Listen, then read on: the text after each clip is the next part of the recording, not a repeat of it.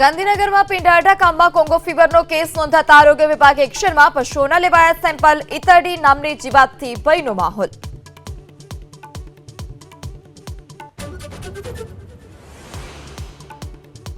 સુરતમાં અંકલેશ્વરથી ડ્રેનેજ લાઇનનું ઝેરીલી કેમિકલ ઠાલવવામાં આવતા 2 ટેન્કર જપ્ત કરવામાં આવ્યા। ઉમા એન્ટરપ્રાઇઝ અને મા એન્ટરપ્રાઇઝને ફટકારાયો 25-25 લાખનો દંડ।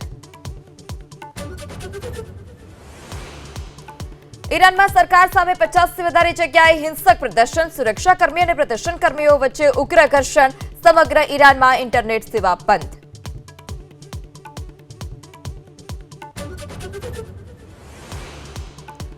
સોમનાથ સ્વાભિમાન યાત્રામાં સાધુ સંતોનો જમાવડો, 1500 જેટલા સાધુઓ ડમરૂ યાત્રામાં।